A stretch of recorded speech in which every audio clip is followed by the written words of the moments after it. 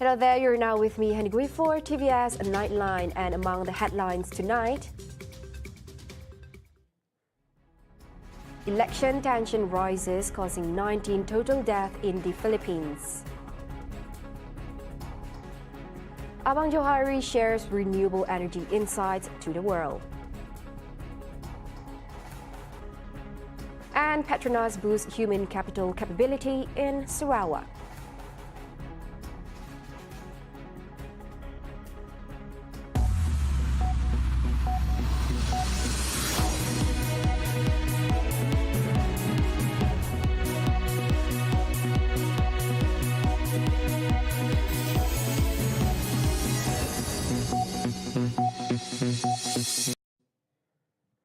Local elections in the Philippines have resulted in the tragic loss of at least 19 lives.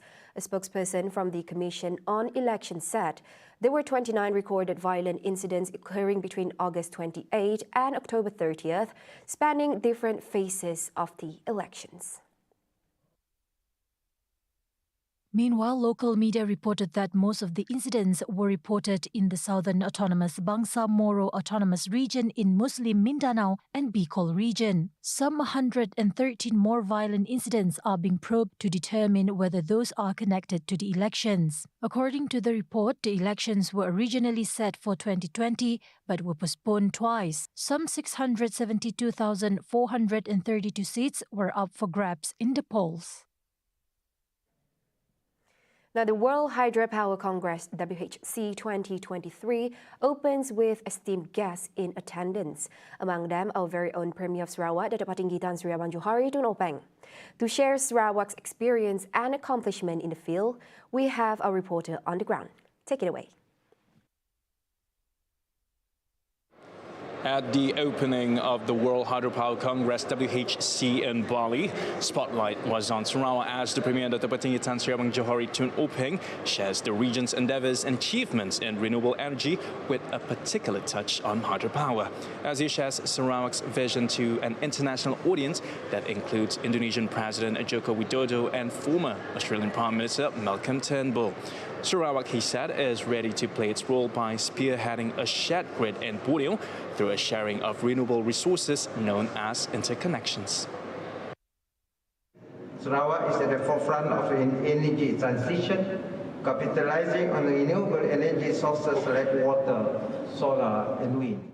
Sarawak is also embarking on the production of green ammonia, green methanol and green hydrogen.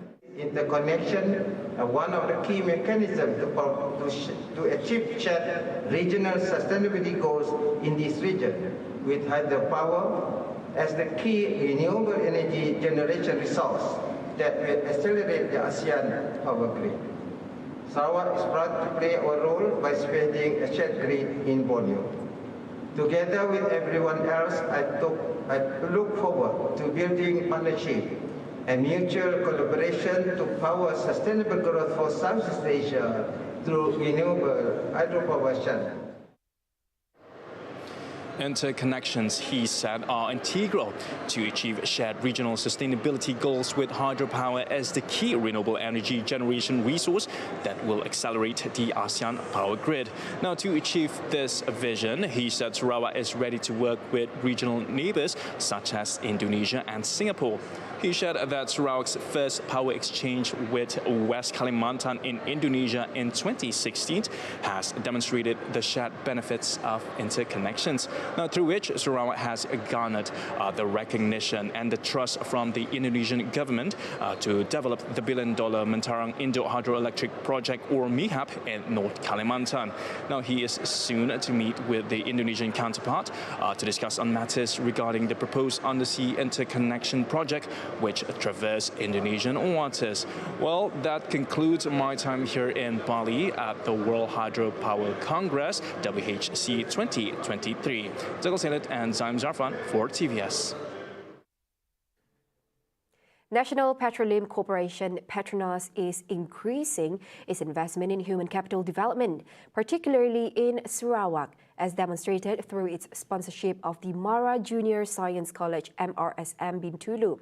MRSM Bintulu is set to admit its first group of 450 students in the second quarter of 2024. This initiative is part of PETRONAS' corporate social responsibility CSR efforts aimed at enhancing human capital development in the region. The MRSM Bintulu handover and launch event will be officiated by Sarawak's Premier Datuk Patinggi Tan Sri Abang Johari Tunopeng at 10 a.m. tomorrow. For more updates, we have our reporter Lorenzo Isaac at tonight's dry run rehearsal. Go ahead, Lorenzo.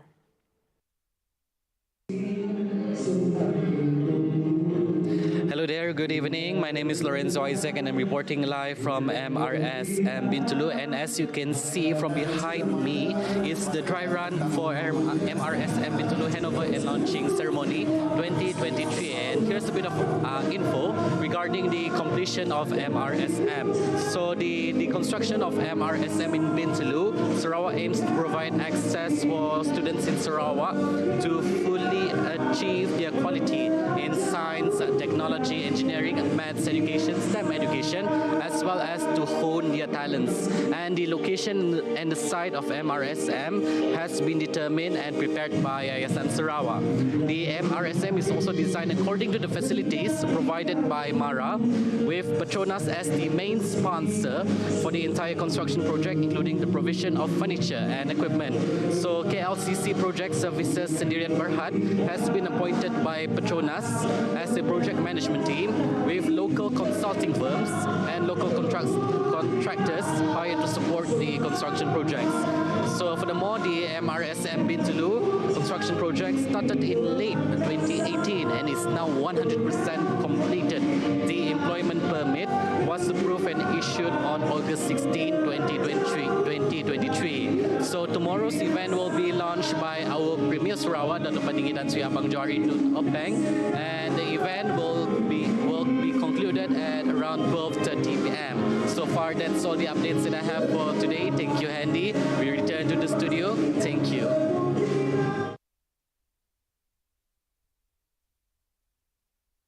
The state makes progress towards its goal of becoming a global centre for public health, research and education.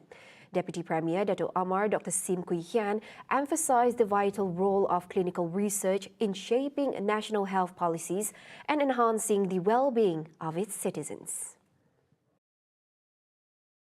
The speech delivered by Deputy Minister of Public Health, Housing and Local Government Dato' Michael Tiang Ming T during the 54th Asia-Pacific Academic Consortium for Public Health Conference 2023 highlighted the significance of Malaysia's first in-human clinical trial at the Clinical Research Centre in Sarawak General Hospital. This conference is a reflection of our continuous journey of learning, sharing and collaborating.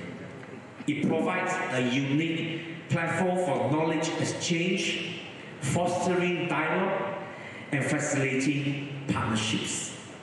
We have a stellar lineup of speakers, including Tan Sri Dr. Haji Noor Hisham Abdullah and Tan Sri Dato' Dr. Jamila Mahmud, who will be sharing invaluable insights on global health security and planning, as well as planetary health. This milestone underscores the state's expanding expertise in biomedical research, representing a crucial advancement in the development of innovative treatments.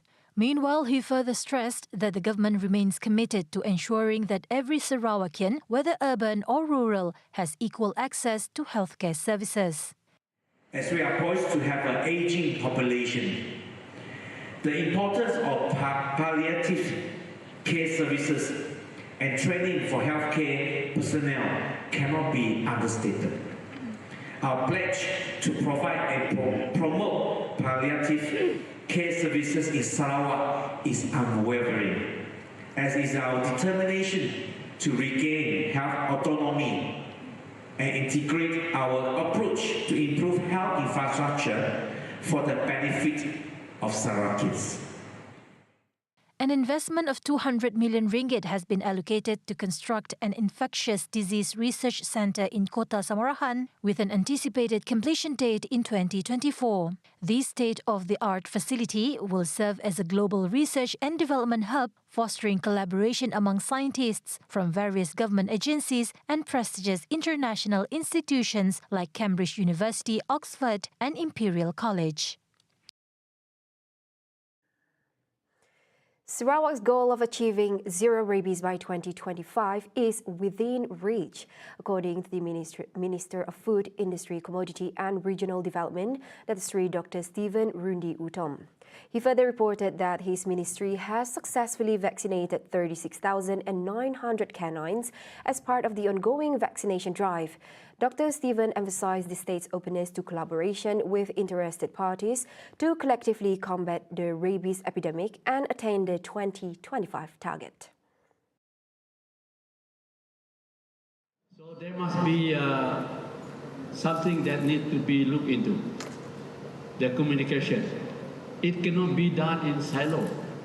It has to be done in one platform so that we are able to make sure that whatever we do, each and every stakeholders, including those who are actually relevant agencies that is involved in fighting rabies, they know what everyone is doing up there. And this is not the only problem that we are going to face in the future. There are a lot more zoonotic issues there, a lot more infectious diseases coming in. And that is where we need to create a platform where the model we can use from now on, not just rabies. Meanwhile, several measures have been implemented to further control the rabies outbreak, such as vaccination drive for both dogs and cats through the Immune Belt Enforcement Team, IBET. We have to protect the dog from being a rabid dog. What we do is vaccination. And then doing vaccination, we know this is transboundary kind of problem that we have. So government has created, they call it IBET, Immune Belt System Enforcement Team, to help us to do vaccination for all the kampong throughout almost more than 1,002 kilometers of distance from Lunduk to Lawas. They have done quite tremendous job. In fact, not quite, but tremendous job. 89% of the dogs that have identified on all this area, they have vaccinated them. In fact, out of 40,000 target they have vaccinated 36,900 dogs. He said this during a press conference after officiating the Rabies in Borneo RIB 2023 conference on Tuesday. Themed Breaking Boundaries, One Health for Rabies Elimination in Borneo. The conference saw approximately 400 local and international participants involving veterinary doctors, professionals, and government organizations. Coming up right after the break, babysitters will undergo mandatory screening. And on World News, Israel announced that there will be no ceasefire in Gaza. Only on TVS Nightline, stay tuned.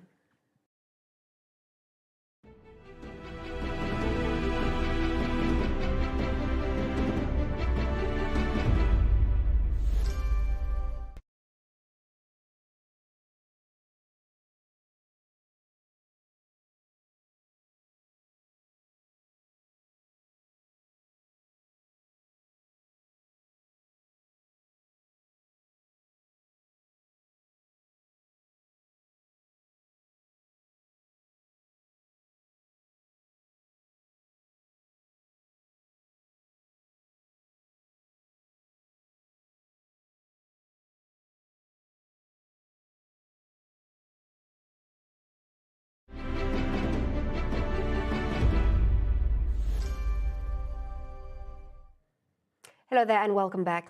Now, the current trends in education highlights the pivotal role of educational research and innovation to align to the era's paradigm shift. Minister for Education, Innovation and Talent Development, Sarawak MEITD, Dr. Sri Roland Sagawiin affirmed that by assessing current skills trends via educational research and innovation, this will ensure both educators and learners can thrive in the ever-evolving world. Two aspects of research and innovation that are the focus of ISARI 2023 are of particular importance because they are the key to dealing with the volatile, uncertain, complex, and ambiguous world that we now live in. In his opening speech during the launch of the International Conference on Education, Research and Innovation ISARI 2023, held at the Institute of Teacher Education IPG Tun Abdul Razak Campus Kota Semarang, Saga further emphasized that through the educator's role, learning experiences can be more tailored to individual learners based on a deeper understanding of their needs and differences, breeding skills that go beyond school subjects and technical knowledge. Research and innovation can likewise support teachers to move away from a top-down delivery mode towards a facilitative role.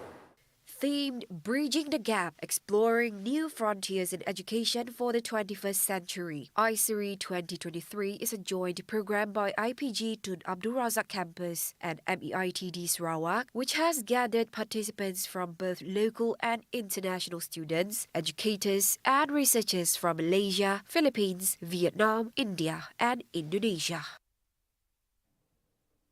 Sarawak has its sights to implement its own education assessment system in its move at enhancing quality education in the state.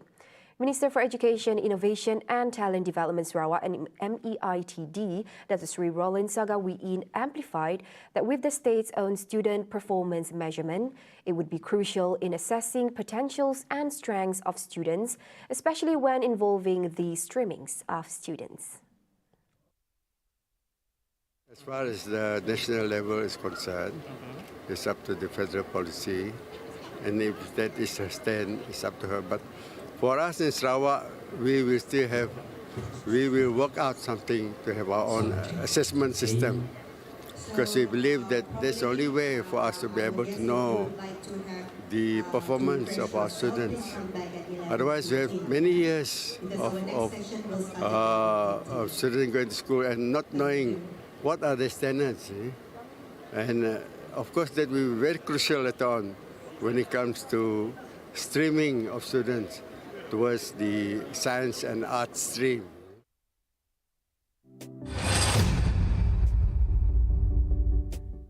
Now, to ensure the safety of children at nurseries, the police and the Ministry of Women, Family and Community Development will conduct a mandatory screening for all babysitters. This will include criminal history, mental health condition, and ability to manage a nursery. Those who wish to establish a nursery will also undergo the same screening process. Baru-baru ini saya ada perbincangan dengan DIG iaitu Datuk Sri Ayub Khan. Kami berbincang dan saya telah memohon supaya dibenarkan kami memohon mereka untuk membantu melakukan vetting kepada pengasuh. Nancy reiterated the application process must be stringent in order to combat child abuse that has been on the rise, especially in nurseries. Yang perlu kami ketatkan kerana walaupun ianya akan menjadi halangan juga kepada pengasuh kalau dia tidak diluluskan, tetapi yang kita pentingkan ialah kebajikan dan keselamatan kanak-kanak itu. Dan baru-baru ini pun kita kita membaca ada yang melibatkan orang bukan orang tempatan tapi orang luar. Jadi ini juga menjadi cabaran kita dan kita mahu supaya tindakan diambil sebab mungkin orang itu datang kemari bukan untuk bertugas sebagai pengasuh kerana mereka tidak ada permit untuk bertugas sebagai pengasuh. At the same time, Nancy announced random inspections of nurseries to ensure compliance with regulations. This action follows the recent tragic death of a 2-month-old infant due to negligence at an unregistered nursery in Kota Damansara. The lifting of raw chicken subsidies holds promise for Malaysia's economy in the long term. Consumer Voice Association Sarawak KOVAS Vice President Philip Ng Swee Tong views the country's subsidy offerings as excessive. gradually phasing out these subsidies will promote a competitive yet equitable market environment for both large and small industry participants. He asserted the existing subsidy system frequently favors minor players in any given market and industry. Such practices form an unfavorable yet daunting business landscape for smaller entrepreneurs to flourish. So all those small breeders, naturally, which are missed out of the subsidies, they are actually being forced out of business. So once all these small breeders are out of the business, it means that the market will have less competition. And with less competition, it means that all these major breeders will be the one who dictate the market on the pricing, which is also not good in the long run. By reducing subsidies in certain areas, the government can divert funds to benefit the public in the long term, including health and education. However, Malaysians must consider the impact of these subsidy cuts on their long-term quality of life. When you go to the supermarket, they cut the chicken to pieces. They sell by drumstick, they sell by chicken wings, they sell by breast, and all these prices are not controlled. So they are taking subsidized chicken, cut it into pieces, and selling at a higher price. And why they are doing that? Because there is a demand for that. Actually, the government now, I think they are trying to be more targeted benefit to the people. Instead of a blanket subsidies, they are trying to pull back all these subsidies gradually, and then the saving of the fund are given to the target group directly. So I think that is a better way of dealing with it, because we got first of all, we got foreigners in the market. I mean, we got foreign workers, we got tourists, okay, we got outsiders beyond just citizens. But if you put all these subsidies out in the market just like that, with no so-called restrictions, then all these people have access to all these subsidies also.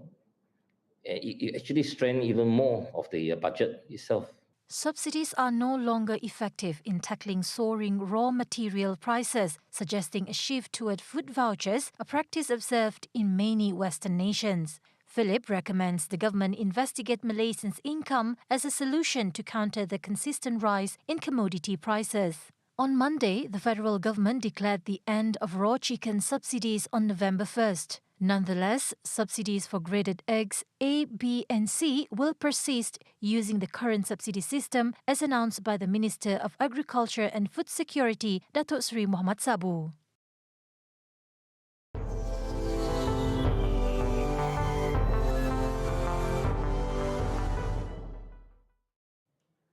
On to some global updates.